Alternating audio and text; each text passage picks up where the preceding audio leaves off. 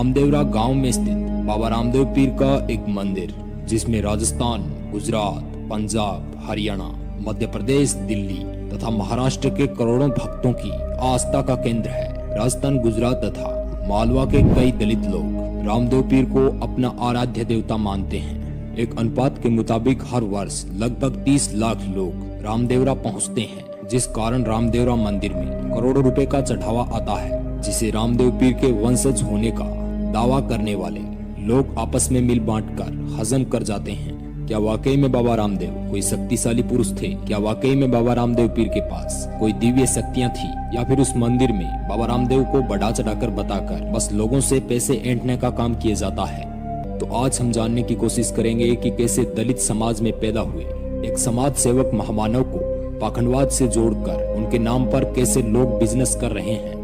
दोस्तों, आपने एक बात गौर की होगी कि जब भी कोई समाज में समाज की सेवा करने वाला समाज सेवक पैदा होता है, तो उसे ब्राह्मण कैसे विष्णु का अवतार बताते हैं। जैसे कि महात्मा बुद्ध, उन्हें भी ब्राह्मणों ने विष्णु का अवतार बताया और उन्हें भी उच्च जाति में डालकर उनको अपनी जाति का बता दिया। वैसे ही बाबा रामदेव पीर के साथ हुआ। बाबा रामदेव पीर के बारे में कई प्रचलित कहानियां हुई है कि वे विष्णु के 24वें अवतार थे और रणुचा के राजा अजमलजी तंवर सिंह के घर पैदा हुए थे। इस तरह की कहानियों को भजनों के माध्यम से प्रचारित किया जाता है और ये हरजी भाटी नामक लोक कवि ने गा गा कर इस भजन को प्रचलित किया था।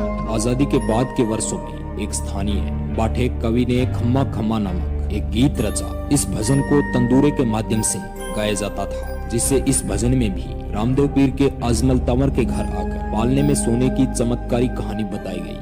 इस तरह बाबा रामदेव पीर और उनके 24 चमत्कार, जिन्हें पर्चे कहा जाता है, बड़े लोकप्रिय हो गए। लोगों ने चमत्कार की कहानियों पर इस तरह यकीन कर लिया, जिस तरह रामदेव पीर की तंवर वंश में जन्म लेने की कहानी पर लोगों ने यकीन किया। क्या यह संभव है कि कोई भी इंसान या फिर लोक देवता बिना स्त्री पुरुष संसर्ग से पैदा हो सकता है? ये तो मुमकिन ही नहीं है। फिर बाबा रामदेव जी कैसे सीधे ही खुद ही चलकर बिना जन्म लिए ही अजमल तंवर के बेटे बीरमदेव के साथ पालने में आकर सो गए? ये पूरी कहानी ही बनावटी है। सच्चाई तो ये है कि बाबा रामदेव पीर ने एक मेघवाल समाज में जन्म लिया था। वैसे तो ये बात पूरे देश भर की जानकारी में आ चुकी है कि बाबा रामदेव पीर एक दलित थे, जो एक मेघवाल समाज में सायर जी जयपाल के घर जन्मे थे, जिन्होंने अजमल सिंह तंवर के शिष्यात्मक में आध्यात्मिक शिक्षा व दीक्षा प्राप्त की। इसीलिए सायर जी मेघवाल ने बाबा रामदेव जी को अजमल जी तंवर को सौंपा था और वे डालीबाई के सगे भाई थे। उन्होंने सूफी निजारी पंथ की दीक्षा ले ली थी और वे पीर कहलवाए। उन्होंने छुआछूत का जमकर विरोध किया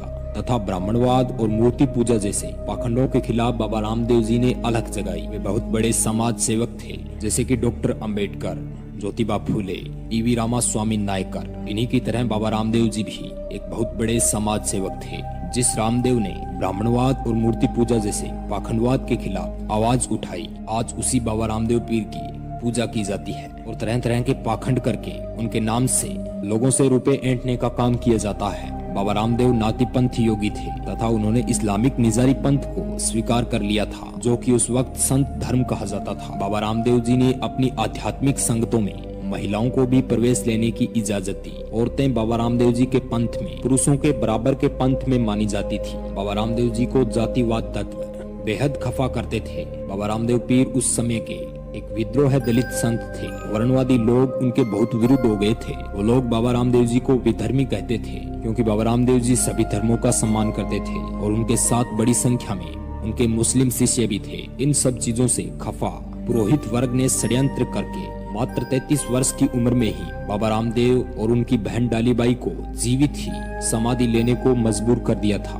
बाद में बाबा रामदेव जी के बारे में तरह तरह की चमत्कारी कहानियां घड़ी गई और उनके नाम पर कमाई शुरू कर दी गई, ताकि आध्यात्मिक लोग रामदेवरा आए और वहां पर चढ़ावा चढ़ाए। और इसके बाद बाबा रामदेव पीर में लोगों की आस्था बढ़ती चली गई। पहले तो बाबा रामदेव पीर सिर्फ दलितों और गरीब मुसलमानों के ही देवता थे। फिर उनके जाने के बाद धीरे धीरे बड़ी संख्या में लोग उनकी आस्था में जुड़ने लगे और आज रामदेवरा में हर भादुए के महीने में लाखों लोग बाबा रामदेव जी के दर्शन करने आते हैं। लेकिन बाबा रामदेव जी तो इस चीज के सख्त खिलाफ थे। बाबा रामदेव जी का एक ही मकसद था कि वो लोगों को समानता का अधिकार दिला सके और इस जातिवाद को खत्म कर सके।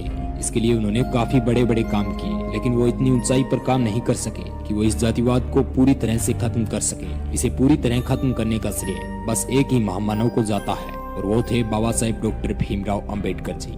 वैसे बाबा रामदेव पीर ने भी इस पर काफी